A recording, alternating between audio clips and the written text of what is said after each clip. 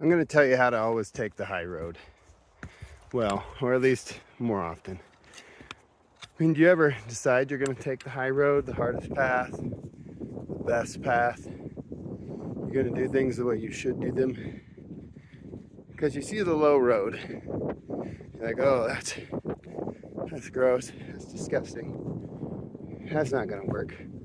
I'm not taking the low road. So you look up, you see the high road or the high trail. And you're like, okay, this is it. I have character. I'm strong. I'm gonna get up there. It looks so hard, and you're on your way up, going the way you should, like all the way around the mountain, all the way to the top.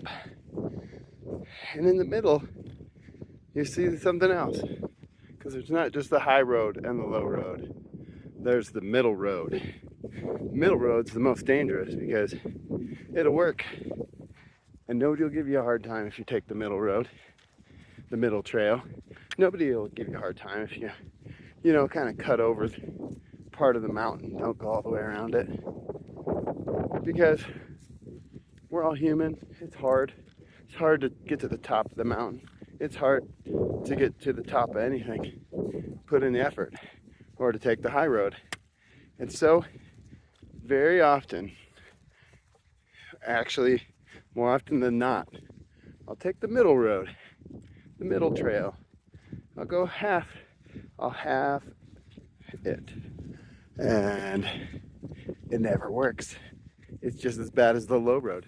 You should have just taken the low road because you're getting the same results.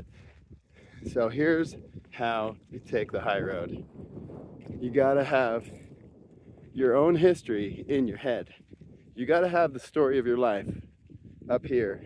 You cannot live in denial. You gotta be brutally honest with yourself. You have to be able to say, hey, does it work for me to drink 2 beers? I could maybe have 1 beer, but what happens if I have 2? What happens if I have 3? Or you gotta be able to say, last time I tried to take the shortcut. This happens all the time in hunting. I knew I should have hiked all the way around the mountain because the wind was wrong. But if I just get past the animals a little ways and then cut over the top, they won't smell me. They won't run away. They always run away. They do.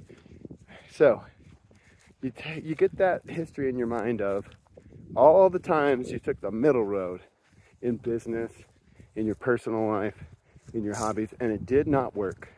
It didn't work. And then you get another history, the best history. I call it the positive faith history. It is built on hopes and dreams, and it is hard to build. It takes a long freaking time, and I'll tell you why. Because things don't work out very often. Dreams don't come true very often. You don't win very often. That's not how life works. You barely ever win. But sometimes, with enough hard work and perseverance and luck and try and fate and chance, you win. You take the high road and it works out. You do a great job. You're recognized. You get a promotion. You get a raise. You're able to harvest the animal. You have a freezer full of meat.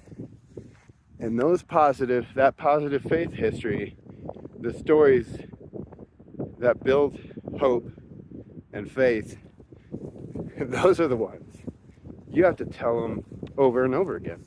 That's why old guys, I knew I was getting old when I started telling the same story over and over again and forgetting that I even told that person that story.